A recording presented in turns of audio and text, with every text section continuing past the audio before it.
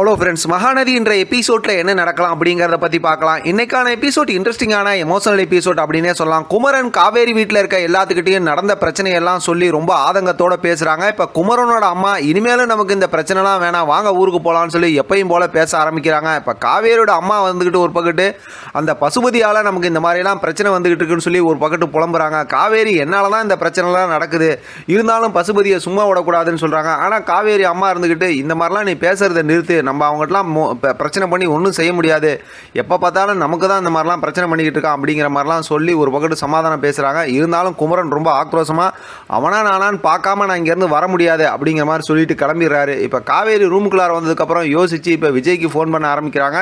Phone பண்ணி ரெண்டு பேரும் பேசிக்கிட்டு இருக்காங்க. பசுபதியோட நிலைமை, குமரன் கடையில் நடந்த விஷயம் எல்லாத்தையும் பேசுகிறாங்க. ஒரு கட்டத்தில் பார்த்தோம் அப்படின்னா காவேரி ரொம்ப எமோஷனல் ஆகி விஜய் கிட்ட அழுகுறாங்க.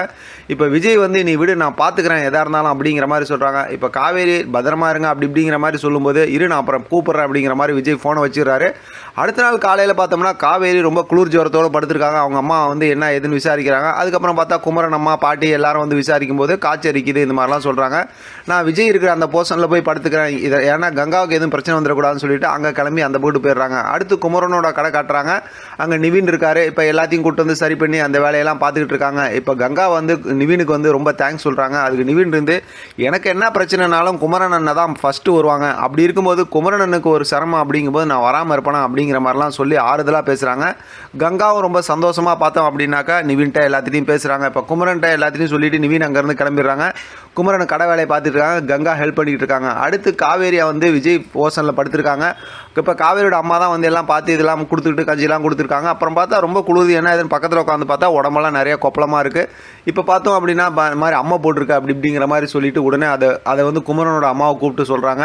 அவங்கள சொல்லவா வேணும், உடனே பார்த்தா கடாமுடான்னு பேச ஆரம்பிச்சிடுறாங்க. பாட்டி வந்துடுறாங்க. இப்போ கங்கா அங்கே வராங்க. நீ உள்ளேயே வராத, நீ அங்கேயே இரு, உனக்கு ஏதாவது பிரச்சனை வந்துடும் அப்படிங்கிற மாதிரி சொல்லி அவங்களே அங்கே போக சொல்லிடுறாங்க. சரி என்ன பண்ணலாம் அடுத்துன்னு சொல்லி எல்லாம் யோசித்து பேசிக்கிட்டு இருக்காங்க. ஆனால் காவேரிக்கு கவலை என்னென்னா வயிற்றில் இருக்க பாப்பாவுக்கு என்ன ஆயிருமோ அப்படிங்கிற மாதிரி கவலைப்பட்டுட்டு இருக்காங்க. அடுத்து விஜய் வந்து மெசேஜ் போட்டு விட்றாரு காவேரி கிட்ட ஃபோன் பண்ணலாமான்னு. இப்போ காவேரி அடுத்து ஃபோன் பண்ணி பேசுகிறாங்க. முதல்ல அப்படி இப்படின்னு மல்லு கட்டி பேசினாலும் கடைசியில் பார்த்தோம் அப்படின்னாக்கா இந்த விஷயத்தெல்லாம் சொல்லிடுறாரு.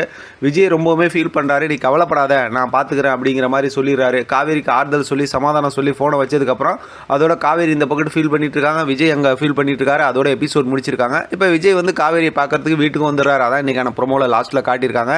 அது சம்மந்தமாக நம்ம அடுத்து பேசலாம். இதை பற்றி உங்களோட கருத்து கமெண்ட் பாக்ஸில் தெரியப்படுத்துங்க. தொடர்ந்து ஆதரவு கொடுங்க. தேங்க்யூ ஃப்ரெண்ட், தேங்க்ஸ் ஃபார் வாட்சிங்.